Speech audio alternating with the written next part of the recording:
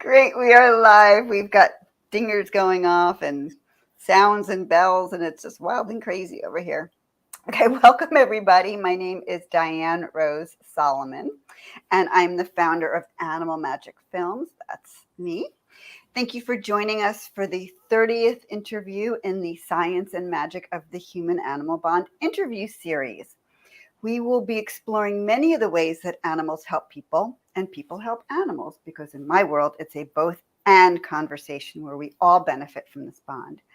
I know I have benefited immensely from my relationship with my pets and from a surprise therapy dog visit in the hospital years ago. I also experience great joy watching other people heal from their interactions with animals, and I'm also captivated by non-companion animals like wild animals, farm animals, and more. But now we get to hear from you, people who are making our relationships with our pets, our communities, and with our natural environment just a little bit better. So please welcome my guest today, Billie Groom. Hello, Billie. Hey, Diane. How are you? So nice to be here. Oh, it's such a pleasure. It's really all mine. Billie is the founder of Upward Dogology, and I'm very excited to learn more about this. But let me tell you a little bit about Billie, and then we will learn more about Upward Dogology. So Billie Groom is an expert in canine cognitive behavioral therapy. Maybe you've heard of cognitive behavioral therapy before for humans, but she specializes in canine CBT. She began her journey over 3 decades ago on a mission to understand why dogs were being euthanized and surrendered for behavioral reasons and to provide a solution. She worked and volunteered exclusively with dogs over the age of 6 months, and in particular, dogs from disadvantaged pasts and with unconventional puppyhoods. Her studies and work led her to the creation of Upward Dogology, a scientifically proven formula grounded in cognitive behavioral therapy, or CBT. The success of this formula in addressing behaviors associated with anxiety, aggression, and one's common with adolescent and adopted dogs led to an unintentional successful career as a behaviorist and a reputation as an industry disruptor. She is the author of an award-winning book, the host of her podcast, and is a contributing author to Cold Noses Magazine, the American Association of Pet Parents, and Rough Drafts Magazine, and Happy Homes. And there's even more too, but I want to talk to you. So let's get started. I was going to say you could just do the whole show. Yeah, no. We're going to stop there because I want to hear from you. So how did you get started with Upward Dogology? It did start around 3 decades ago. It probably even more now. I keep saying 3 decades. So I was volunteering, taking dogs in and rescued dogs and traveling in the States with my boyfriend at the time. And we took in dogs. And then when I went back up to Toronto, Ontario, Canada, I had a dog daycare and walking service. All of this was with dogs over the age of 6 months. And then I got involved with rescues there. And to move it along, I did notice that there was a lot of people that felt at a loss at that adolescent stage with dogs, that 16 to, just over the 6 month to about the 16 month. And a lot of dogs were being euthanized. Rescue organizations were not sure what to do with some of the dogs. They were having a hard time homing the older ones. And I just started to bring in a lot of the dogs. And, fast forward, I had taken in a couple hundred dogs and worked with them and did my own thing. I never studied dog training. I never studied what they were doing. But at some point, a couple decades into it, came out there was the whole positive reinforcement training, and then also the more dominance alpha style. And I hadn't really followed too much of either. Mm-hmm. So I looked into both of them and started to learn more about what I was doing and why it was working. And clients, lots and lots of clients. So I decided I really needed to dive into what I was doing. I talked to psychologists and veterinarians, and I have veterinarians for clients and psychologists and child psychologists. And then I studied the different platforms and the different the difference between conditioning methods, which are currently out there. So I'm sort of rushing through this a bit, but the idea is that I learned that what I was doing is grounded in cognitive behavioral therapy after it was established and approved, and after it had been implemented. I actually learned that that's why it is effective and why it works. So let's go back a second, because Sure. even though I have a psychology degree, Yeah. it was a long time ago, another lifetime. And I would love to have a better understanding of what cognitive behavioral therapy is as it's defined for humans, if that's worth delving into, or if it's just easier to explain how it relates to the dog. You can go straight to the dog, but I just want to have some reference point of what cognitive behavioral therapy is. Yeah, I understand that. I think talking about it as a whole with people, a lot of my clients will say, "Oh, I'm doing this with my son or with myself or my therapist or to lose weight." I mean, a lot of people are familiar with cognitive behavioral therapy to a certain extent. So Mm-hmm. what it does is it assumes that there's already thought patterns in your mind. You already have a reason why you're doing a behavior, whether that's an emotional reason or a learned experience, and it changes that perception. So it doesn't focus on the behavior, it focuses on the reason for the behavior. And it Okay. changes perception to change behavior. Excuse me, sorry, I had a little frog in my throat there. So I love it because it's really flexible and adaptable to different people, and it does have a 10-step formula. Arguably could be 5. It depends on, but they all follow the same formula as to what you're doing and how you work through it. So I've just adapted that to dogs. I've taken the same formula and adapted it to dogs. You're actually reaching the cognitive side of the brain. You're reaching Okay. that side of the brain that's making those decisions. And you're providing skill sets for them to change that decision on their own. Okay. And clearly the dogs don't know that this is happening. It's just whatever, like, so, okay. So let me delve into this a little bit deeper. And actually, before we do that, can you tell me what Upward Dogology stands for? And then I want to get back to this Sure. CBT question. It's an acronym for Urban People with Adopted and Rescued Dogs, Okay. which is exactly who my clients are and who I really care about and want. I want the big goal is for people to feel like they can bring in a dog into their life. They can bring in a rescued dog. They can bring in a dog with a disadvantaged past, and they can integrate that dog into their life. Everything they do, whether they do things with their children or go camping or take their dog to work. And it's really important that people feel that they can do that and that they can bond with their dog. And that's what Upward Dogology does. It allows people to be able to do that in whatever capacity their own life and their relationship with their dog is. Okay. So now bringing this back to, so I have this new rescue dog, or dog with a troubled past, and nothing I'm doing is working. Let's use me as an example. Nothing I'm doing is working, or I haven't even tried anything else, but I've heard of you and I want to, you know, work with you because I think that this could be a cool thing to do.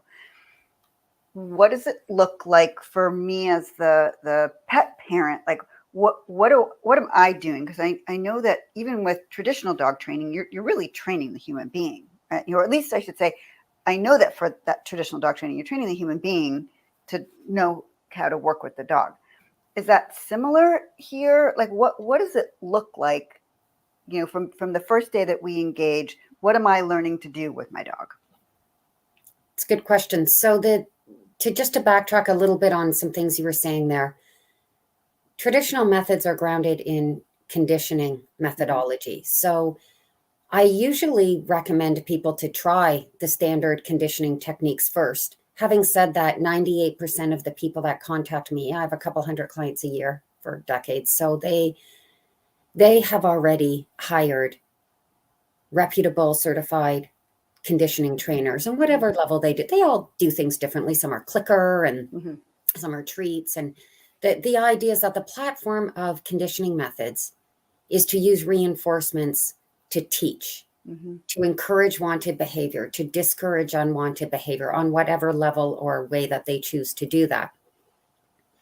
So the idea with conditioning methods is that because it's designed to to teach right from wrong, it works best with puppies. They have a Mm-hmm. clean slate. They want to learn. You're not necessarily changing preconceived thought patterns. You're instilling thought patterns with Got it. conditioning methods. That's with people too. That's not just Correct. with dogs. It's with anything, right? So what's happened is when you apply it to dogs, you're just taking those same concepts and those platforms and you're taking it over to dogs. I'm doing the same with cognitive behavioral therapy, which assumes a preconceived thought pattern.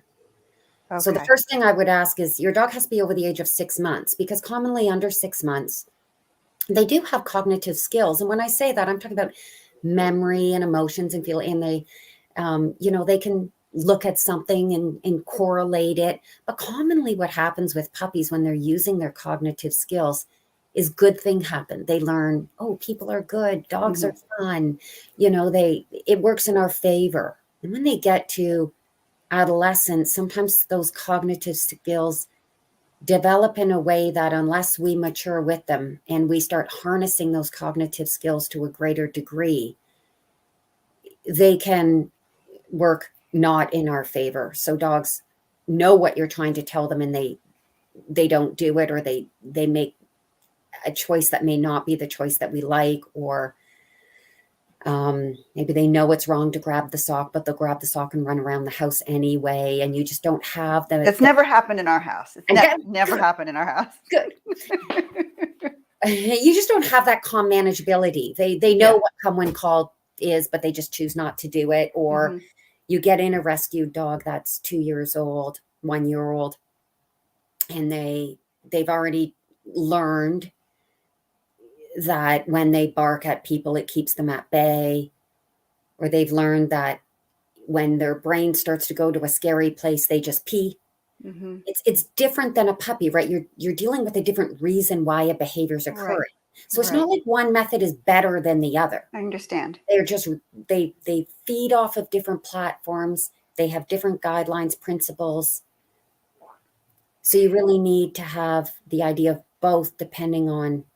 No, this makes total sense, and I'm so glad I'm asking you these questions because I thought it was, either or from the beginning. But I really like that, if you have a puppy, let's try the traditional Oh, conditioning methodology, oh yeah. right? I really like that.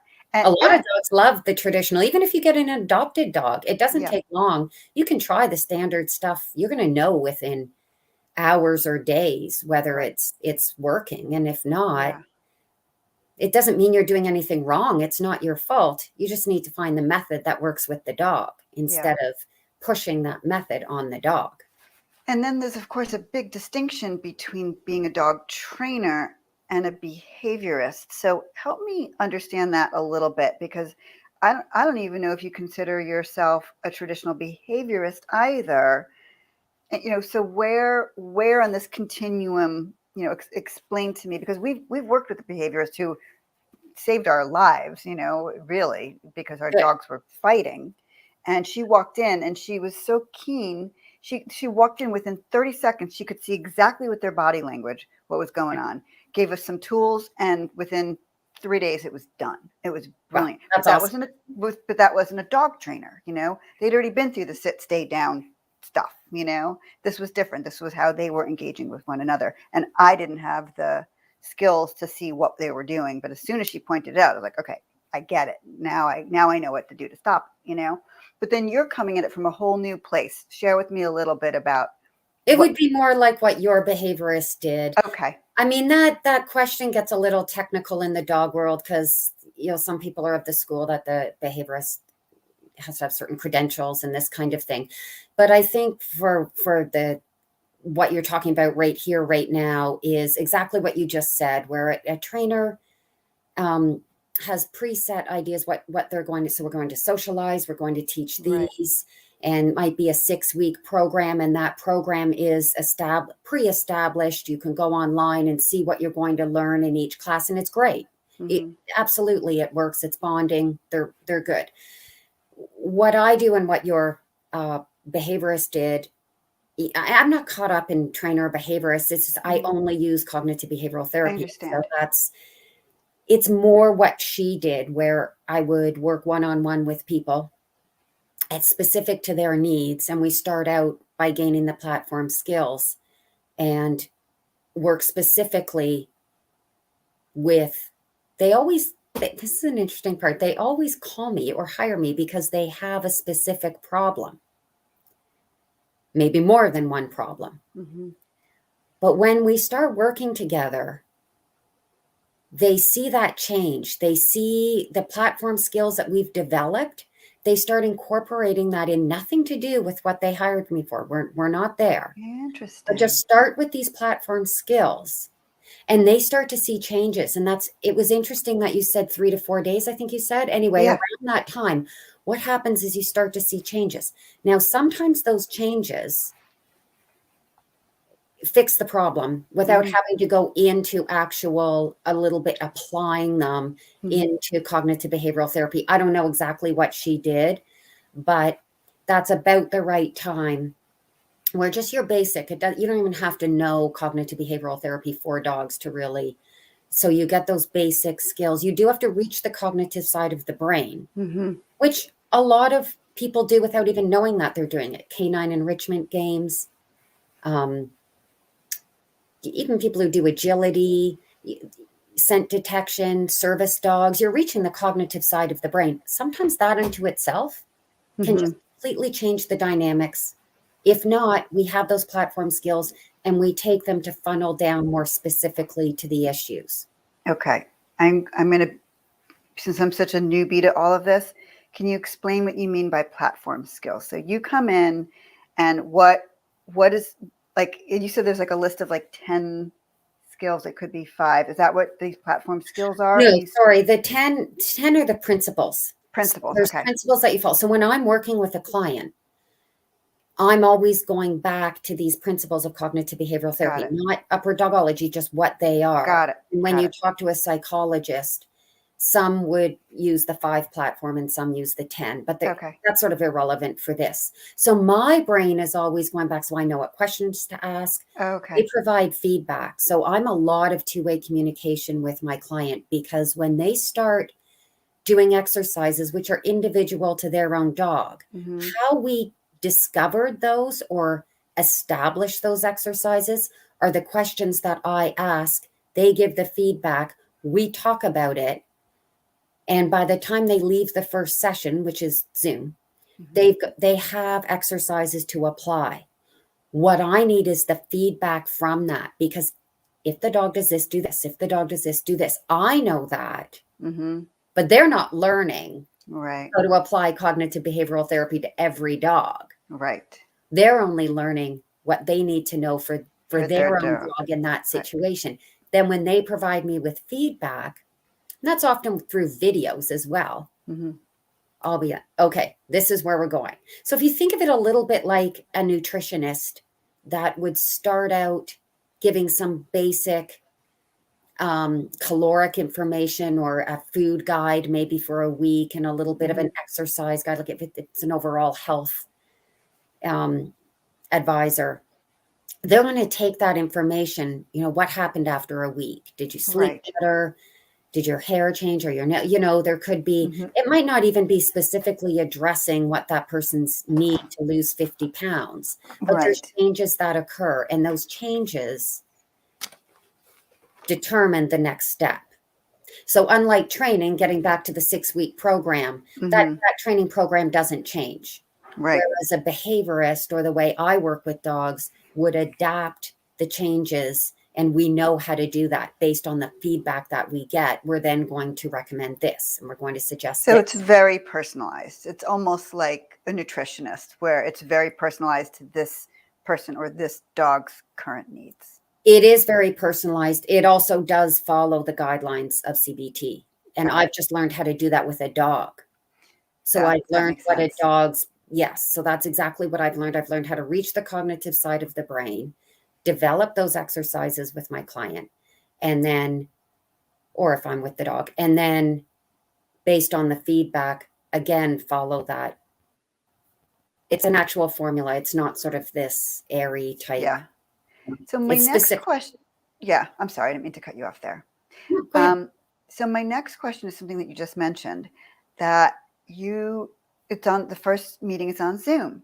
So you're not you're not you don't have to only work with local people. You're able to work on Zoom with clients. Oh, yeah. Oh, I Oh, have clients all over the world. fantastic. Oh, this Oh, will yeah, make me all very over the happy. world. Oh, yeah, Okay. it's Because great. you're in It's Canada and like there's a lot of people that are going to see this and say, "Wait, we want to work with Billie," but this is really important to yeah, no, know. I Yeah. love working with my clients everywhere. It's amazing because it's also really creative. Yeah. So depending on what weather they have or what their um, area looks like, their neighborhood or their friends, family, we have so many options as to your teaching opportunities, how you apply it, how you Yeah, integrate yeah. it, and it's specific to them, and it's so great. CBT on its own is creative. That's the Mhm. whole thing about it is it's flexible, it's adaptable, not just the way I work with dogs and my clients, but unto itself. There's nothing aversive about it, nothing harmful. It's all getting the dog's brain. And then once we do that, oh, it just flies. And my clients, they're you can just see it go off. They're, Like oh, the I light bulb. feel Yeah. different with my dog. It's yes, and they have a different bond with them and they have a different way of communicating with them and they see these changes occur. And then all of a sudden, what they actually hired me for is it just falls into place. It's amazing. Sometimes not. And we have to keep, working with it. And is your work mostly intuitive, or is this a program that other people like could do like you do, or have you trained anybody else to do this work alongside of you? Yeah, no, it's an actual formula. It is. And again, when I'm working with my clients, I'm not that boring. I don't send them through a Right. formula. I adhere to the formula. Yeah. But when I'm talking to them, we're working together like regular people.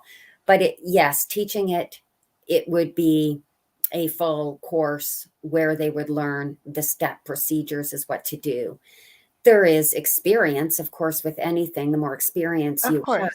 but it's not intuitive. No, it Right. is a structured formula that people could learn and follow. That's amazing. That's amazing. So I just want to switch gears for a second because you had a really profound experience a couple of years ago that I learned about that I was able to watch on another interview that you did. And um, it's sort of a background of what it seems like what really inspired all of this that kind of just clicked for you a couple of years ago. Do you want to share that story right now? Thank you. Yeah, I don't share that story often. In fact, only once before, but I'd love to. It was just before COVID, early 2020, and I got a phone call in the day, which is pretty common. I just thought it was going to be a client or something. And it was a man, very polite man, who asked if my original name was Leslie, which it was, and if I was from the Port Credit area around Mississauga, which I was. And he said that he had seen me on LinkedIn. And that was interesting because I'd only recently become active on LinkedIn. So it made sense that he found me there. And he began to just say that he knew me when I was a child. He's 10 years older than I am. And he knew me when I was a child. He knew people I knew and he name dropped them. And they're, quite lovely people, wonderful people. And I said, sure. He just asked me if he could tell me a story about my childhood. I did know at that point what happened during my childhood, but I didn't know his specific story.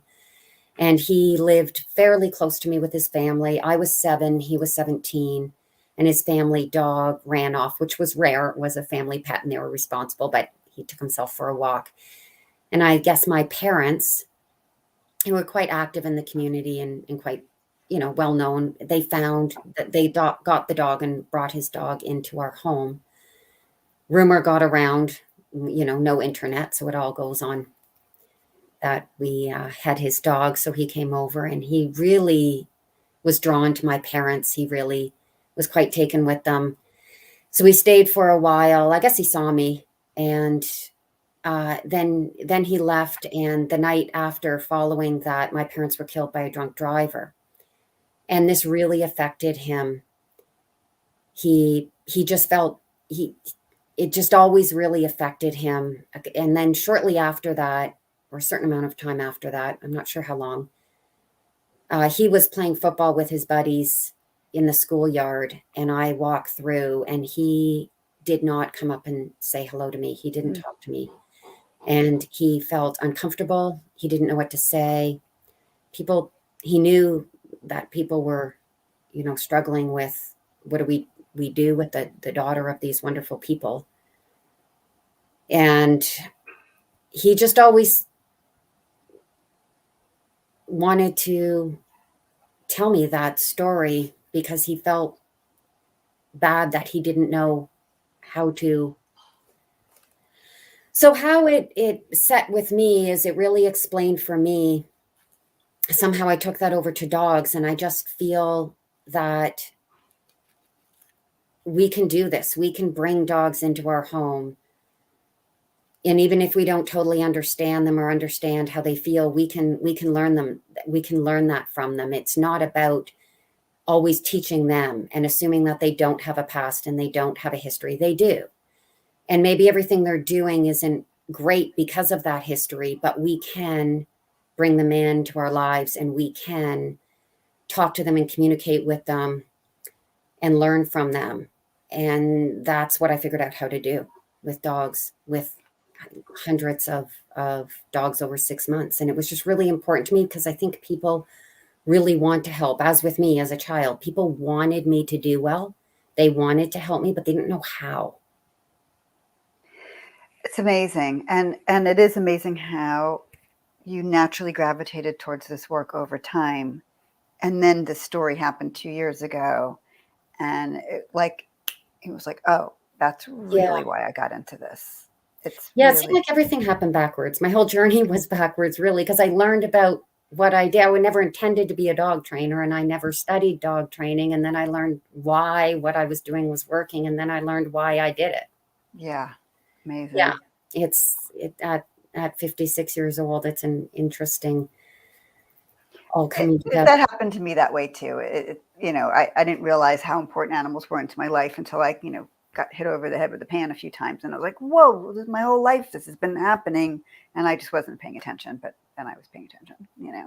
It's interesting how that happens, and Yeah, it's enlightening and refreshing and motivating.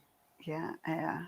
So, couple more things before we finish up, because I find this so fascinating, and I could, I just could keep talking. But what else do you want people to know about your work? Is there anything that I missed that you think is really important, or do you have a favorite story that you want to share? You can do both if you'd like, or if there's one or the other, go for it. Well, there's a few things I did want to say about it, and Sure. that's right now in the dog world, in the dog education world, it's really coming around to mindfulness for dogs and options and understanding who they are and their emotional intelligence and creating that bond. I could go on and on, not addressing the behavior itself, but the reason for the behavior. And this is wonderful. I'm so happy about this. It's just that real the dog education world is still stuck in conditioning methods, and they're never going to get there if the mindset is there, but they don't have the actual formula to do it. So they're almost there, and I'm really glad that it's coming around that way. So I really hope more people are. I feel like a lot of people are really interested in what I do. I get contacted all the time, and I work with people, and a lot of trainers are interested, and they're going in that direction, and they can see it.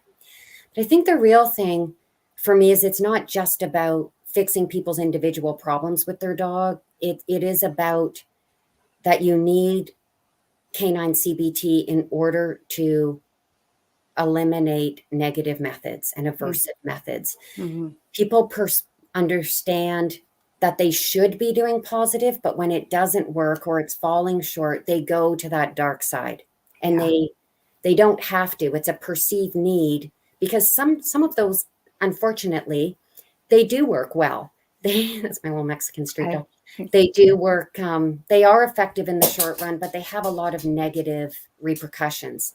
So if we had canine CBT, they wouldn't have to go there, as well as behavioral euthanasia. If we can address those behaviors and surrender, and as well as increase adoptions because of having both conditioning methods and canine CBT, it really is about the larger benefits that it has for dogs, not just about fixing these individual problems with a formula. It's about everybody knowing that formula so that it can solve a lot of those big problems. So important. And I know you had a story that you wanted to share. Oh, that was Boo Boo. Wait, yeah, Boo Boo was, oh my gosh, I'm going back to the early 90s when I was in Toronto, and the Humane Society was having a real problem with a dog and homing that they didn't want to euthanize. And so I offered, and there became the Boo Boo fan club, before internet, but the local and within the Humane Society. And then Boo Boo got into a really good home. He was a pit bull cross, which of course, there's a lot that get euthanized. Mm-hmm. So that was just probably one of my ones that just, yay. And the Humane Society awarded me for that and for my work with dogs. And I think it was one of the ones, there were lots of dogs back then that just kept me going and kept me motivated, and knowing that what I was doing was working and was helping. And Boo Boo was one of them. Yeah. Amazing. So where can people find you to learn more about you and Upward Dogology? So the website's upwarddogology.com. LinkedIn, I'm actually Billie Groom, my name. Okay. Facebook and Twitter and Instagram is Upward Dogology. Absolutely. I appreciate everyone's support and interest. No, it's really amazing. And one of my trainer friends saw that this was coming, and she might be watching right now too, because she was very curious about this as well. And I have a feeling you will have more interest. And because I love that it can, that both and conversation, you can be a trainer and utilize this methodology too. You don't have to scrap everything that you've learned. It doesn't have to be an either or. Exactly. I love that. Yeah, it doesn't at all. Yeah. You just want to make sure that the methods you're using are effective and non-aversive. And if they are, that's great. That's really what everybody wants in the end, right? Absolutely. We all want to know that we're helping. And And what's the name of your book? I didn't ask that before. Oh, yeah. The second edition just came out. It's called The Art of Urban People with Adopted and Rescued Dogs Methodology, which is a very long name. It's on my website, but it's all about rescued dogs and the rescue dog world, and the difference between puppies and dogs, and how we need to differentiate that more because their brains work differently and they think and learn. So it's a lot about that. That's great. Well, people can find it on your website. So that's the most important thing. So this has been so amazing. I'm so glad we got to speak more, and I got to have a better understanding of what you do. And I'm just knowing that you've been doing this for decades and working with upwards of a couple hundred dogs every year. That's making a huge difference. So thank you, Billie, for doing your part. Thank you so much for this opportunity to spread awareness on it. It's really important, and I really appreciate it. Oh, it's absolutely my pleasure. And I'm excited to see where this goes, because I feel like it's just gaining some real steam and momentum right now. So that's despite having been around for a few decades. So thank you again. So before we go officially, a few quick announcements. Please check out animalmagicfilms.com, where you can join our community and learn about new film releases and other things that we share. Oops, that was the wrong thing. There we go. If you're not yet a member of the Facebook group, The Science and Magic of the Human-Animal Bond, this is what this is. And you can subscribe to our YouTube channel, Animal Magic Films, and feel free to email me with questions, Diane@animalmagicfilms.com, or whatever. Stay in touch, but let's go back to you, because this is really important that people know where to find you at upwarddogology.com. And thank you again, Billie, for joining me today and for sharing something so unique that can help pets and pet parents. And thank you so much. Oh, it's my pleasure. And thank you to everyone for spending time with us today. And we will be back another time. I don't know when, maybe next month. I don't know what the future is going to bring, but we will be back. So take care, everybody. Thanks again, Billie. Thank you.